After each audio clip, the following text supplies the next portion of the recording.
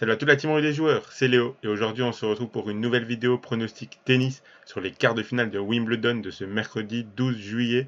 Pensez à bien vous abonner à la chaîne YouTube et activer la cloche si ce n'est pas encore fait pour rater aucune vidéo. Et je vous invite également à télécharger l'application Match Match développée par Rue des Joueurs, une application gratuite dans laquelle vous pourrez faire des pronostics quotidiennement sur le football, tout simplement en swipant à droite si vous validez le pronostic proposé et à gauche si vous ne le validez pas. Le but étant de remporter un maximum de pronostics pour gagner des points et figurer parmi les meilleurs joueurs de chaque mois qui seront récompensés par des PaySafe cards et même une PS5 pour le tout premier.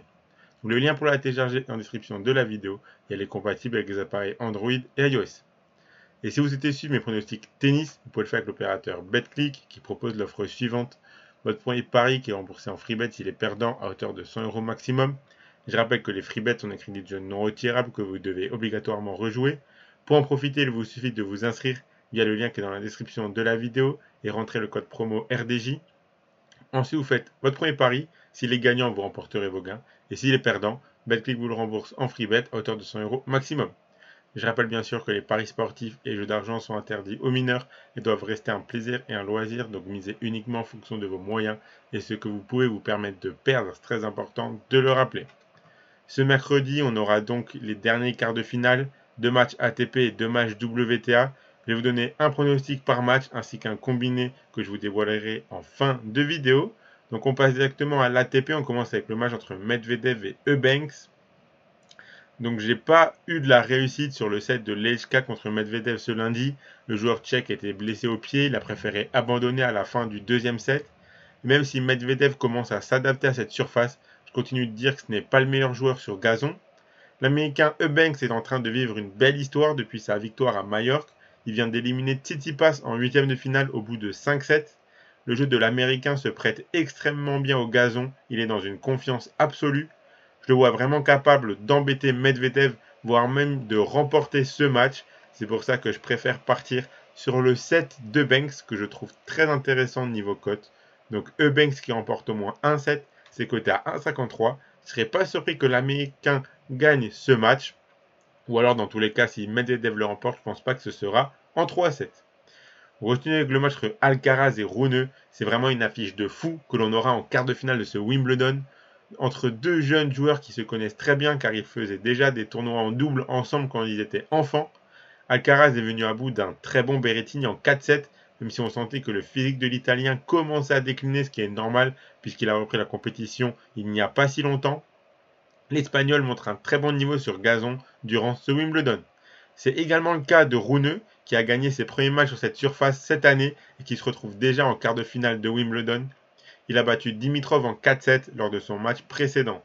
Je m'attends à une victoire d'Alcaraz que je vois tout de même plus solide, mais le Danois est largement capable de l'embêter et de faire durer le match. Je serais très surpris que ce match se finisse en 3-7.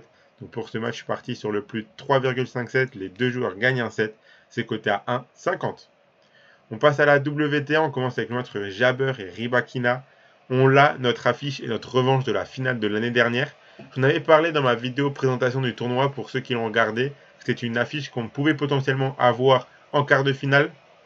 Ces deux joueuses performent très bien sur gazon, mais avec deux forces et deux styles de jeu différents. Jabber, c'est grâce à sa main et ses amortis.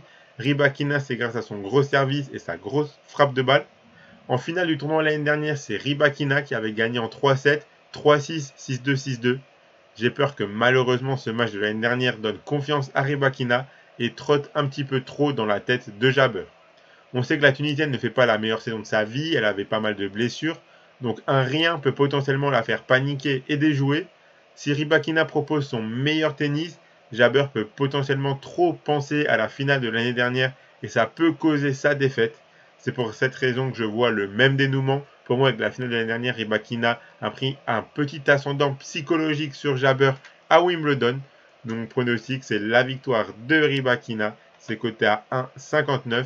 Mais attention, ce match peut être très serré. Et on finit avec Keys contre Sabalenka. Ce match peut être très intéressant à regarder entre deux joueuses qui servent bien et qui frappent fort. Madison Keys a cependant un peu plus d'expérience et de référence sur gazon que Sabalenka. Mais on a vu l'américaine être en difficulté contre la jeune Andreeva, puisqu'elle était quand même menée d'un set et un break avant de renverser le match à l'expérience. Sabalenka a quant à elle battu très facilement Alexandrova, qui pourtant performe bien sur gazon. Pardon, elle sert bien et elle n'a fait aucune double faute lors de son 8e de finale. Sur gazon, Keys a battu Sabalenka en 3-7 à Berlin en 2021.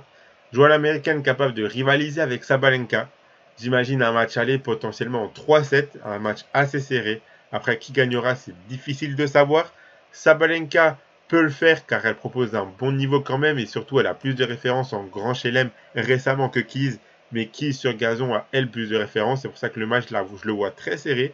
Mais la cote du set de Keys est donc intéressante à prendre selon moi, vu que j'imagine un peu plus un 50-50 que ce que les cotes laissent penser.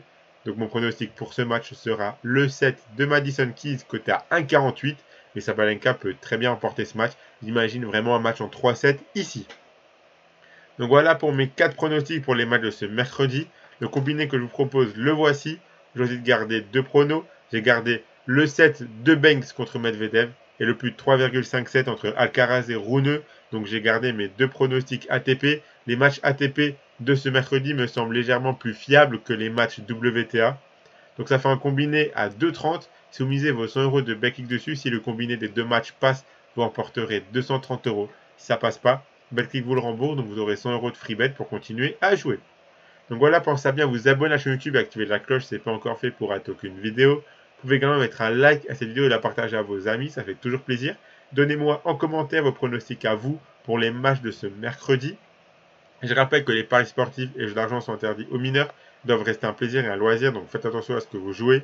Je vous invite à télécharger l'application MatchMatch, le lien est dans la description de la vidéo. Et moi, je vous souhaite à toutes et à tous de très bons matchs et je vous dis à la prochaine.